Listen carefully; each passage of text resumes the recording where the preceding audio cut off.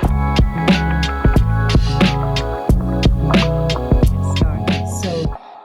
want to start by welcoming everybody to this exciting webinar, which is a book launch, and I'm absolutely thrilled to be the host today.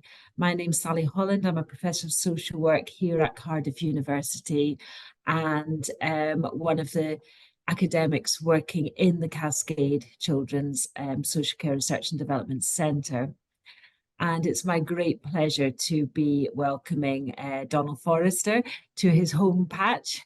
I know you've been doing these sessions internationally to talk about your book, but here you're home, and welcome back, as it were, to be discussing your book on home territory. It's so nice to have so many people joining us today. I'm just going to say a couple of words about the importance of the book in my view.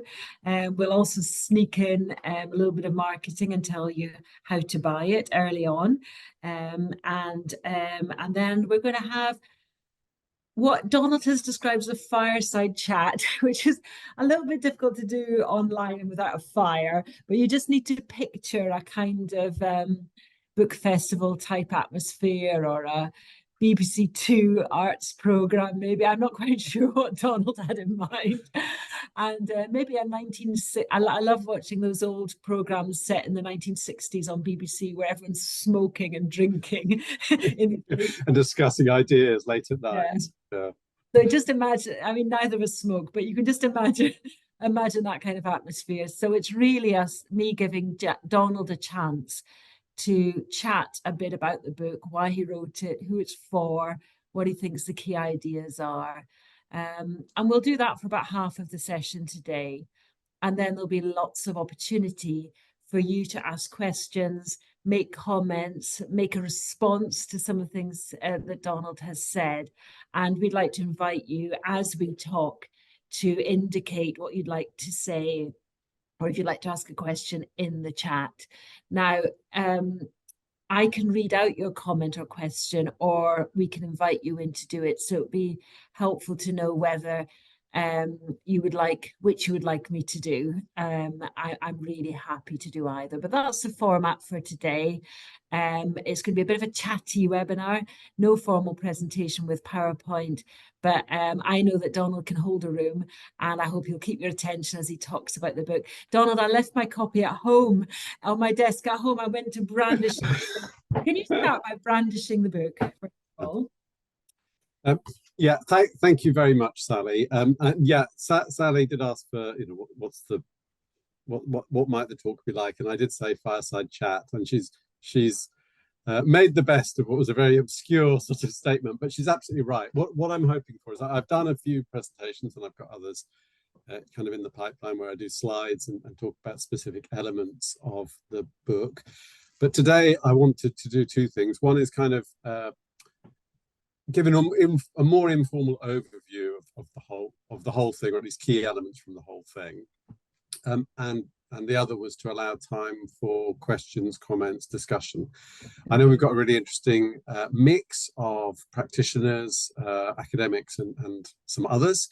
So it'd be really good, and we've also got quite an international audience, which is great. So it'd just be really good to have any questions, thoughts from all of you. So I hope to leave lots of time for that.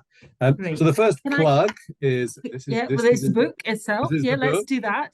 And Sean, I think, is going to pop a discount code into the chat, so you can, attendees today can have the book at 50% cost, which I think is a good deal, and I wish I'd known it before I bought my copy. I was going to give you a free copy, Sally, because you also proofread quite a lot, so you've doubly missed out. So please do take that up. But obviously, if you don't want to buy a copy and you have access to a library, then encourage your library to order it for you. And just before Donald goes into telling us a bit more about the book, I just want to note how important I think this book is. It really is about the meaning of human rights in a social work setting.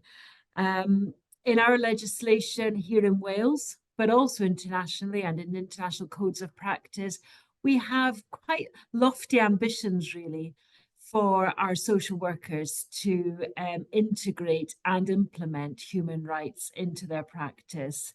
But we often are quite unclear about what that means.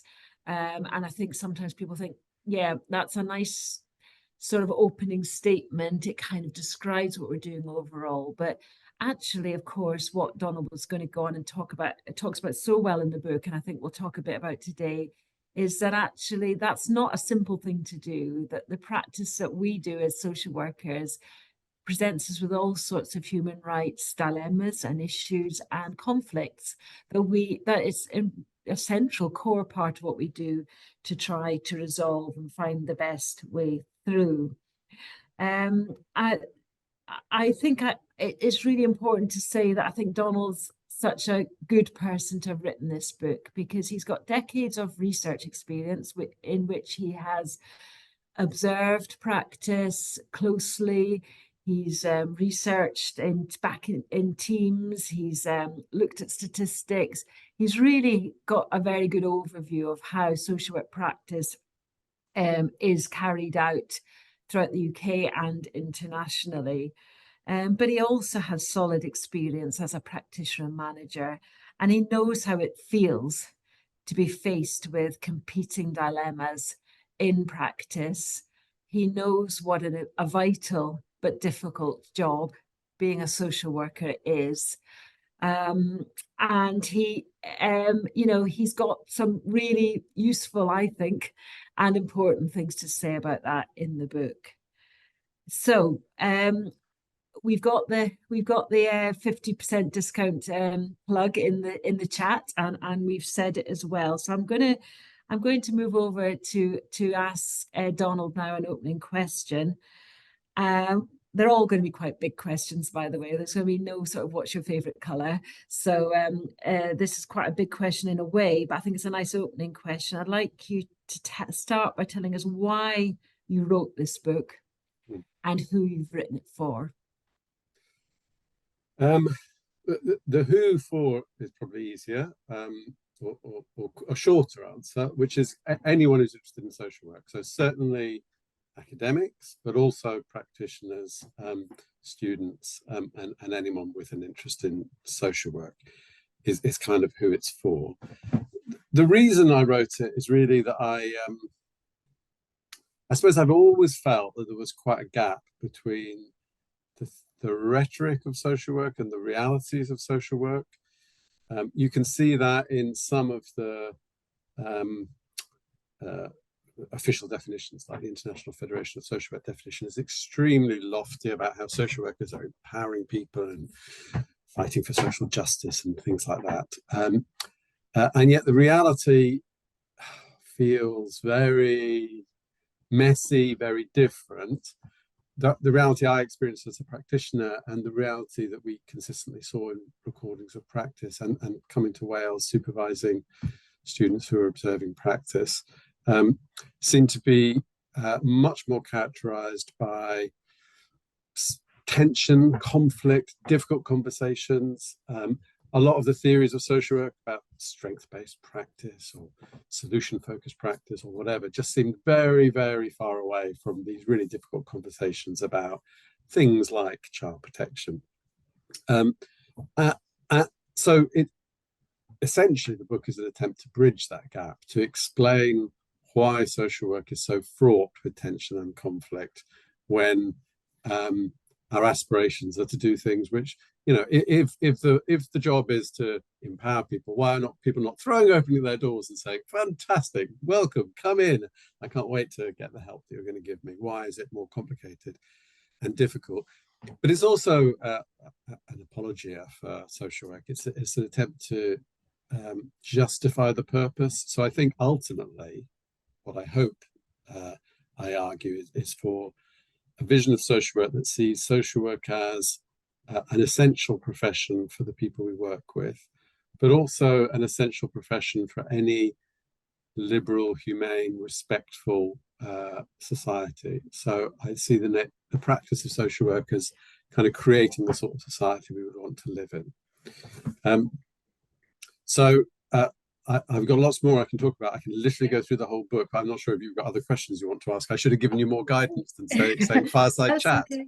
Well, the next question is really to invite you to start to take us through the book a bit. So I was going to say, you know, the book, I know because I read some of it before while you were still drafting it, starts with quite a lot of context, intellectual background indeed to rights, which I, despite having had a completely right-centered role for 7 years as Children's Commissioner, I didn't know some of that history, and I found it really interesting and useful.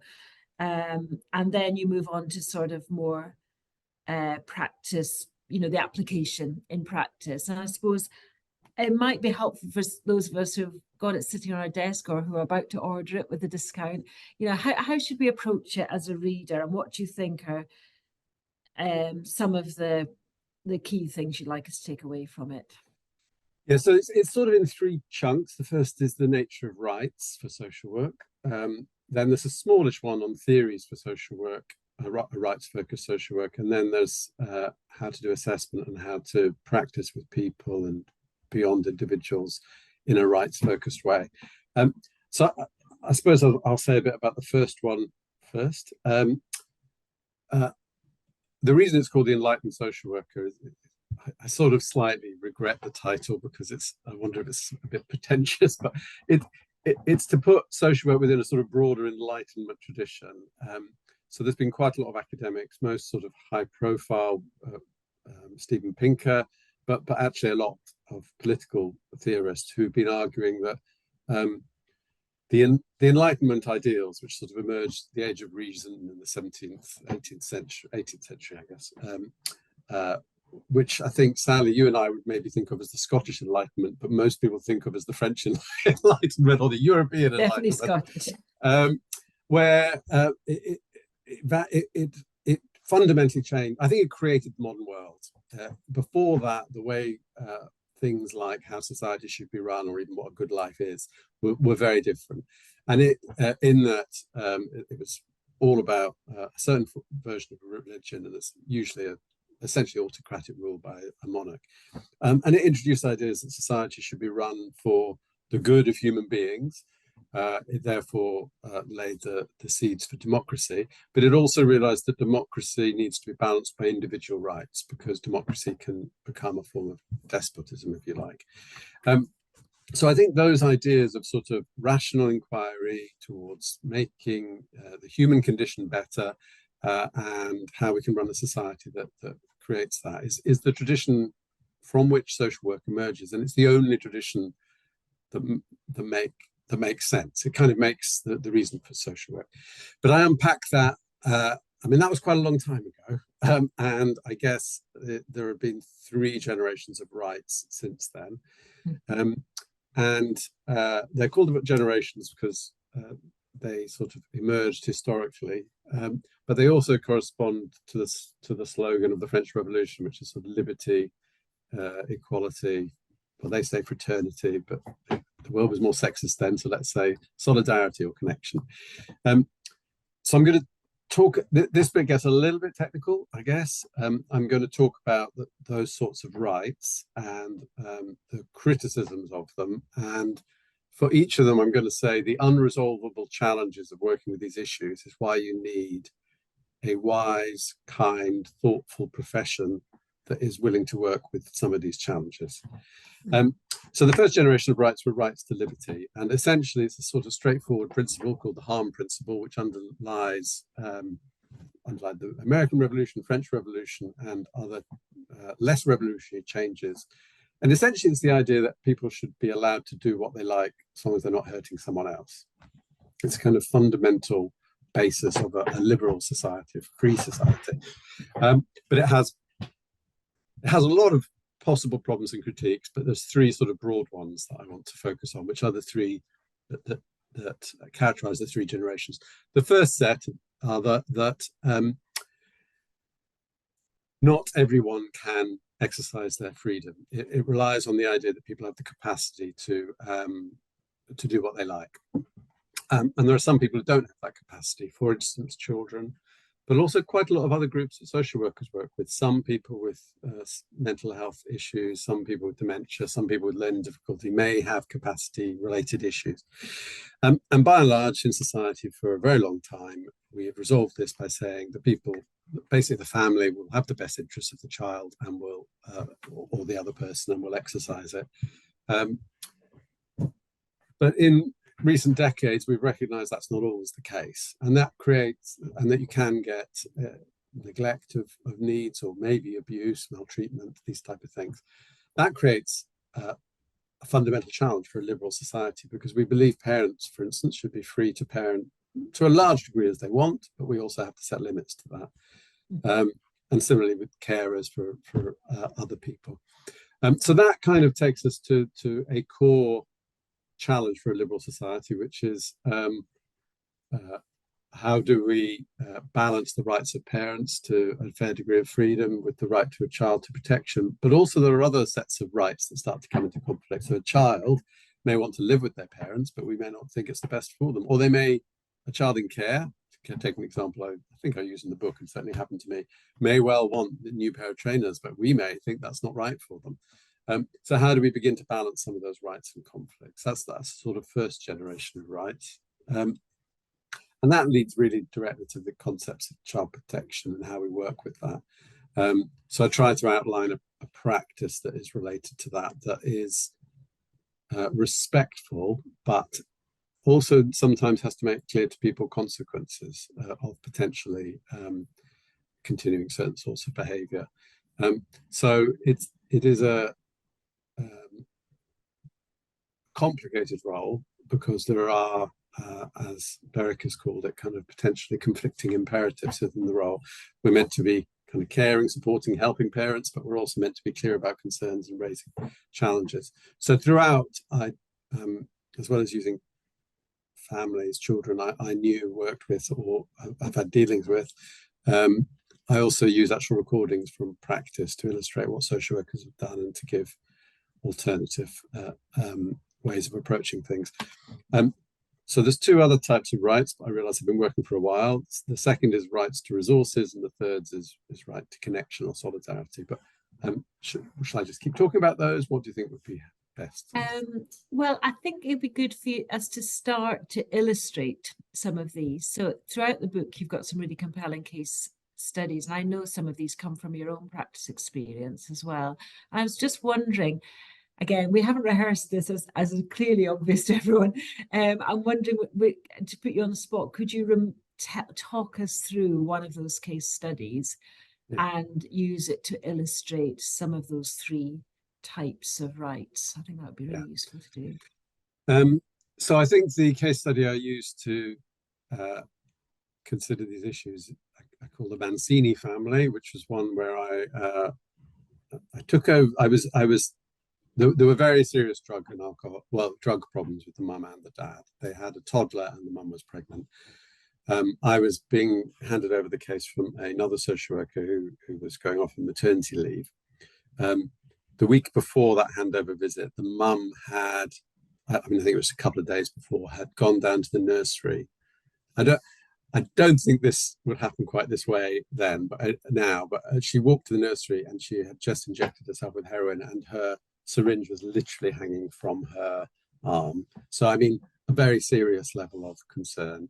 The boy, who was about 18 months, was placed in the family, and then we were visiting to do a handover, but also great way to start your work with the family, to start care proceedings. And the father was so angry about this that he picked up a baseball bat and went into the next room, which was a bathroom, and smashed it up. And so we were sitting there very scared, thinking, should we run or should we stay put? We stayed put. He came back, he was a bit calmer. He was very, very unhappy. But in the end, both those children were were removed from the mother and father, placed within the wider family. After the parents split up, the mother then had quite a lot of contact and stayed in contact with her family, and the father, unfortunately, took an overdose, or probably an accidental overdose, and died. But I I think what happened in my work with that family is that there's an obvious imperative about that those children needed to be protected. The level of alcohol-related chaos and actually violence within the family was so great that something had to happen, and I don't see how you could not argue that. But we didn't just remove them and say that's that. In fact, I worked for a long time with the parents to try to provide them with opportunities to change. So they went into detox, they didn't stick it out, but two times they went into detox. We tried to keep contact going so that if the children were going to return home, they would be able to. So we worked, I think, really hard to try to help the parents have the opportunity to change. And I think social work is often about giving people opportunities. It's not necessarily about whether they're able to use those opportunities, because one of the complexities of rights-focused thinking is the process is the purpose in some cases. So if we were going to try to judge, say, a court or a police service, we wouldn't just look at outcomes. What would that even mean for a court? We would look at whether the process was, for instance, transparent, fair, inclusive, etc. And something similar is true for social work, that what we're doing is, because it's about rights, it's not just about whether or not those children were protected or whether or not those parents changed. It's a more complicated set of multiple imperatives which frame the work, but they also frame the research and also the leadership. They all, at all three levels, it makes social work a really difficult activity. Because compared to, say, health or counselling, where you have a comparatively easy outcome to begin to think about, in social work, we've got multiple outcomes and multiple parties. Does that make some sense? Yeah, absolutely. Yeah. So thinking about those three types of rights, I don't know if you could just quickly.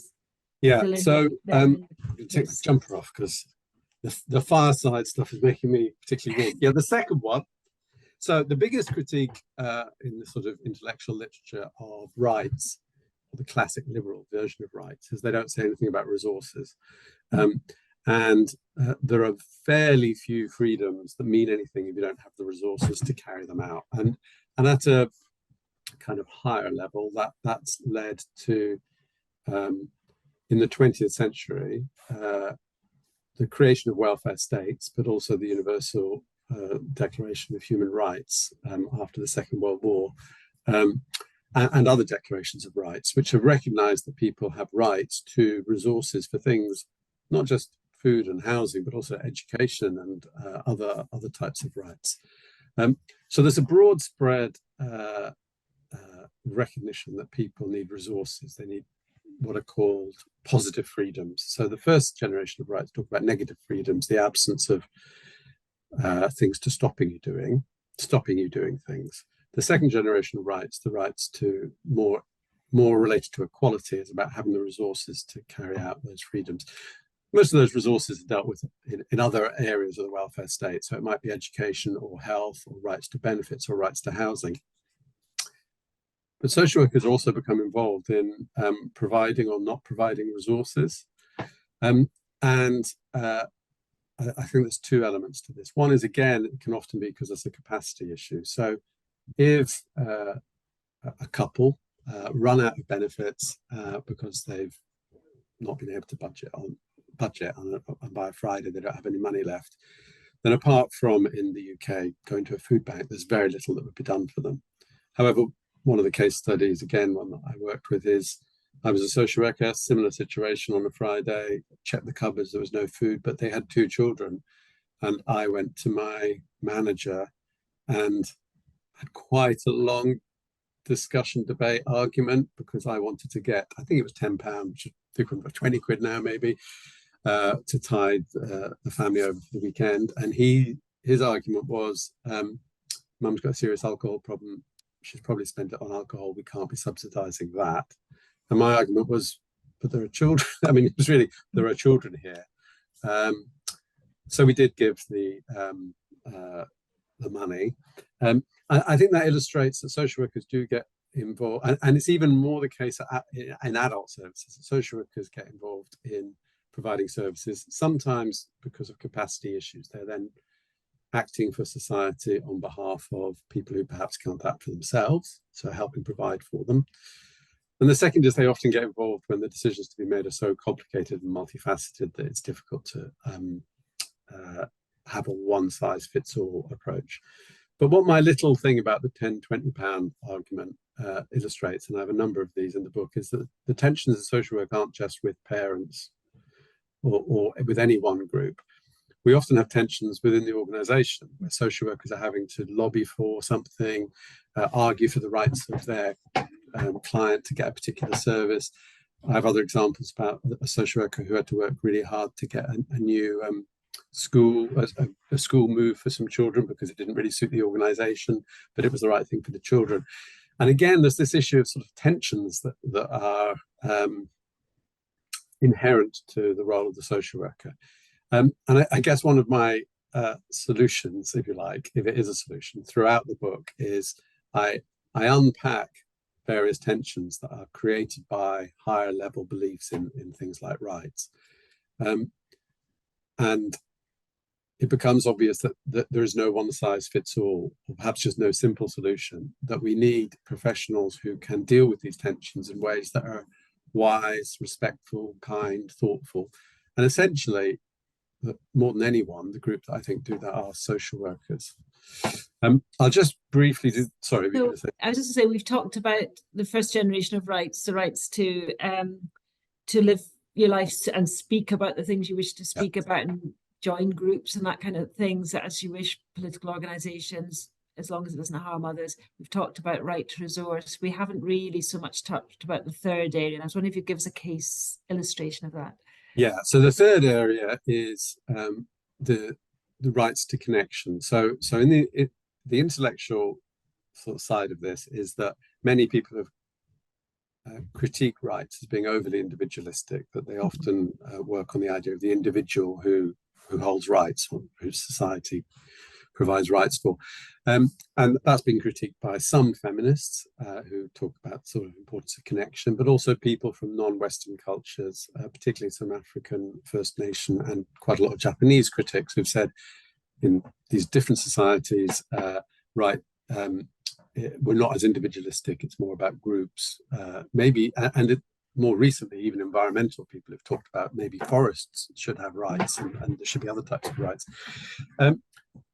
But it's generally agreed there's been very few examples of rights to connection being upheld. And I suppose I say two things about this. One is using a case study of a family where the children are in care, but the social worker worked really hard to keep contact with both mother and father going, and the wider community, and to try to keep the children in their local school.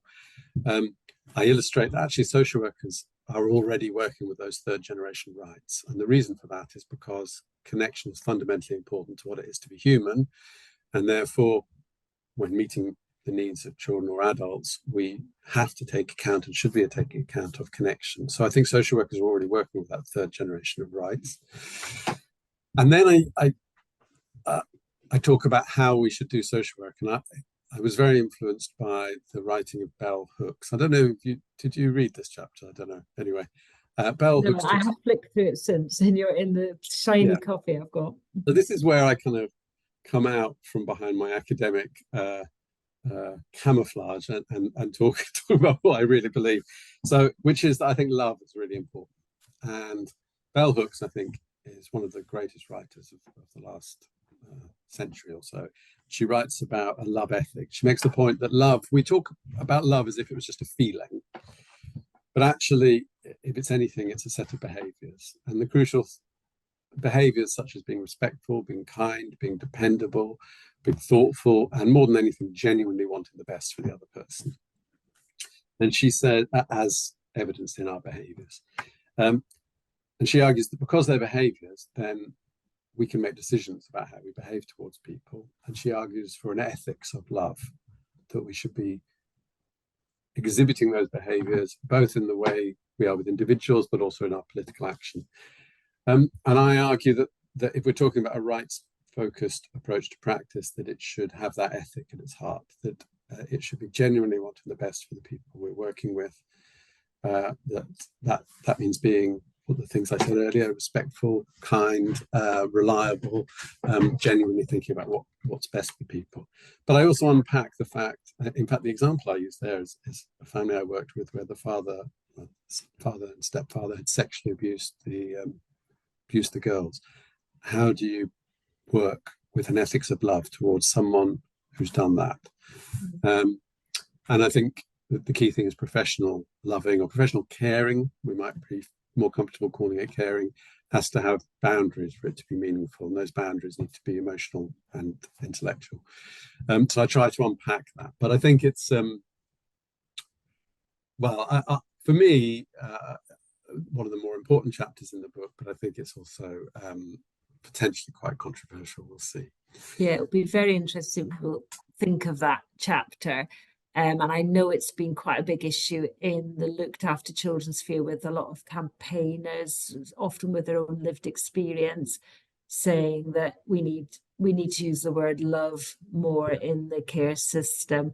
And we're in Cascade, we've got a great sort of solidarity with a group of activists in Camden Children's Services, children and adult services actually, who we do quite a bit of research and co-production with, and that includes service users or people with lived experience and practitioners.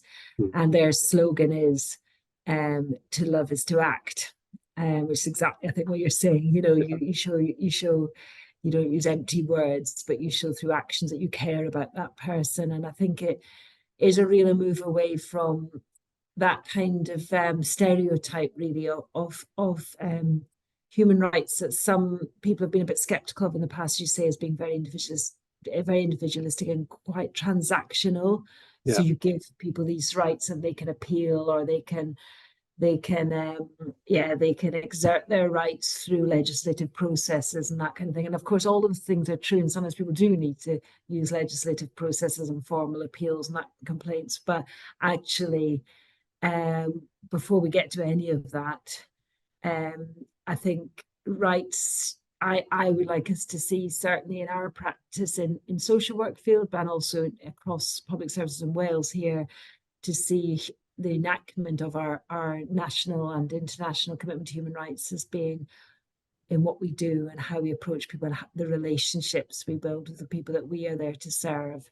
And to work alongside and to support, and people can feel the difference to someone who's listed to them, well, you've got the right to do this, just you can complain if you want, if you're not happy, and someone who really listens and cares and understands, all within that really difficult current context of shrinking resources, big caseloads.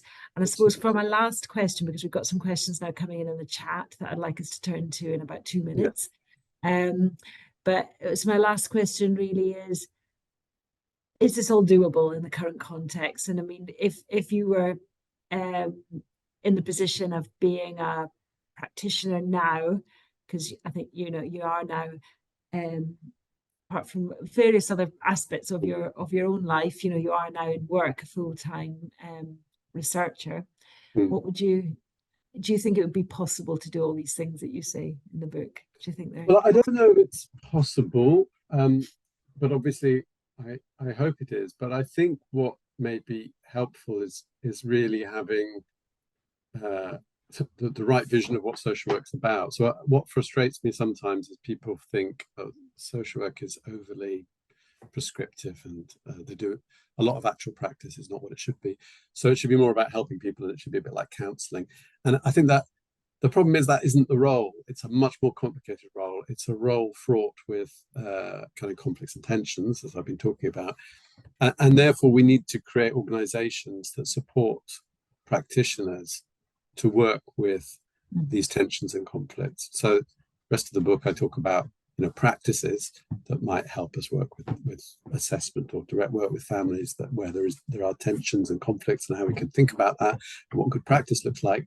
But I also talk at the end about how we need to create organizations that support that, because if we want a loving, respectful, caring but authoritative type of social work, I think we do, then we need to create organizations that support that. So I don't know if it's achievable, but that's what I will be striving to help us achieve. That sounds great. That's a good moment to turn to questions. I'm going to read out the questions in the chat. So I'm going to read out Karis's question first. And if Karis would like to speak, then unmute yourself and join in. So these are quite difficult questions, by the way, harder than mine. Yeah. So Karis is saying, do you consider the upper limits of the social work law, the Children and Adults Law, Section 47, Social Service Wellbeing Act, Care Act, and the challenges of engaging NHS continuing care, continuing health care? What are the upper limits, I think, is the question. So I don't fully understand the question, and if Karis would, because I'm not sure what's meant by upper limits. Yeah, so in essence, it's illegal for the local authority to provide health care. And I work with people with profound and multiple disabilities who have a right to have their needs met by the NHS. And it's a contentious issue. And I just wondered if you'd come across it. Yeah, so I have to admit that because my practice and research experiences has been almost entirely in child and family social work, the book is heavily biased towards that area, and the examples are almost all from that area.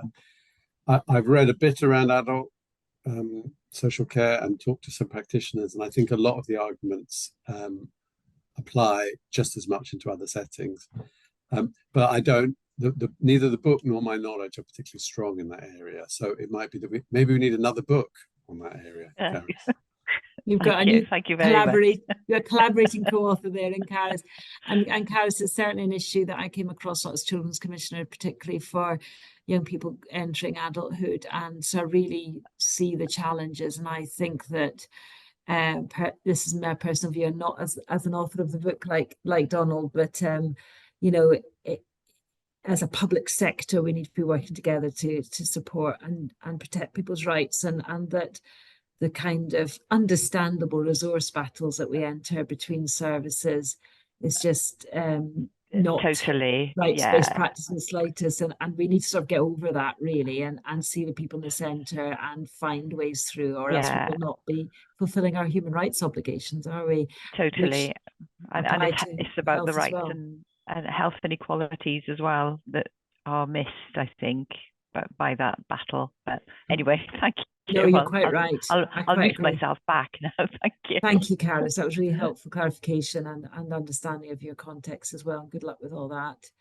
So I'm now going to go to Nemo Jude. Hello. So my question was, and I've forgotten it now because I have to actually read it in the chat. So yeah, there was some, I was thinking about when you were talking about rights and the behaviors of love and everything you were kind of talking about. And I suppose, like, could you say some more about how you see like the role of evidence-based practice standing alongside and with what you've sort of outlined today? You know, I've got some views myself, but I just pause for a minute and I'll see what you say. Well, I'd like to hear your views, so I'll say what I think, and you could maybe come back at me. I suppose one of the things, so a lot of my career, as you'll know, Nemo, maybe others know, has been studying kind of what works, what doesn't work, reviewing the literature around it. And I am inclined to think that if you unpack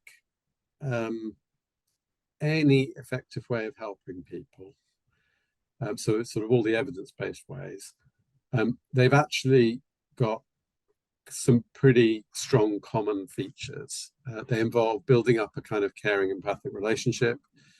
They involve having a way of moving from that towards actually some sort of plan, and then some way of kind of reviewing and supporting whoever's involved in a plan. So whether it's cognitive behavioral therapy or motivational interviewing or restorative practice, I could go on.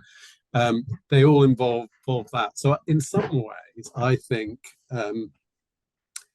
they use completely different languages, but evidence-based kind of interventions are often ways of showing kind of caring, loving practice. And that's also one of the reasons you get the dodo bird effect, which is very often when you compare normal practice with an evidence-based intervention, often the evidence-based intervention does better. That's why it's an evidence-based intervention. When you compare even very different evidence-based interventions, they have very similar effects, even though in theory they're very different. And I think that's because underneath, what really matters is a kind of caring relationship. I don't think it's enough on its own. I think you also need some sort of structure to the work. So it's kind of caring and authority together. But what are your thoughts, Yeah, I mean, this is the perennial debate, isn't it? So sometimes I think about evidence-based practice or programs, or the structure that you described just there, and I often think that actually when you are the scenarios you talked about, when it's you as a social worker and you're with that family on the carpet or the bare floor, whatever it is, you have all the agency at that point. No matter what kind of model you have or what your organization's bought into, and the way that you've kind of broken things down today about rights and the behaviors of love,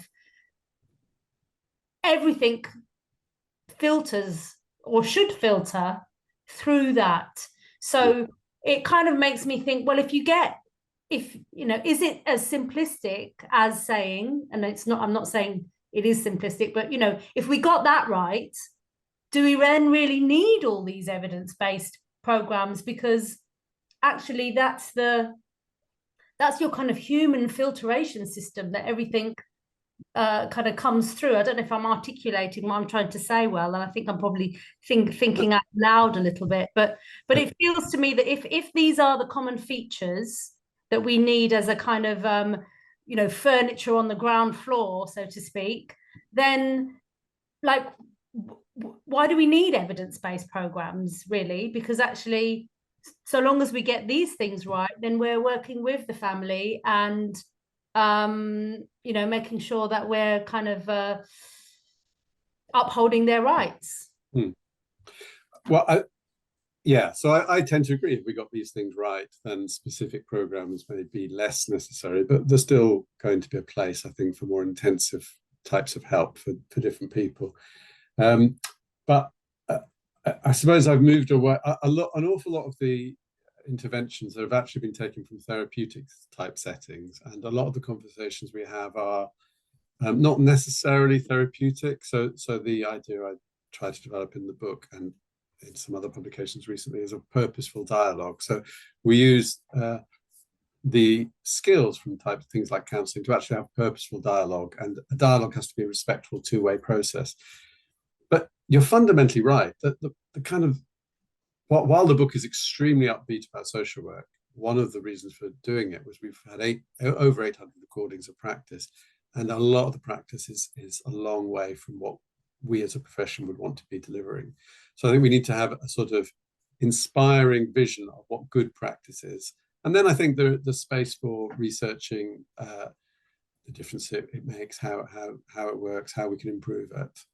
So I'm not against, I'm certainly not against evidence-based practice, but I think, and I think it can be combined with a sort of loving, caring approach. It needs to be, in fact.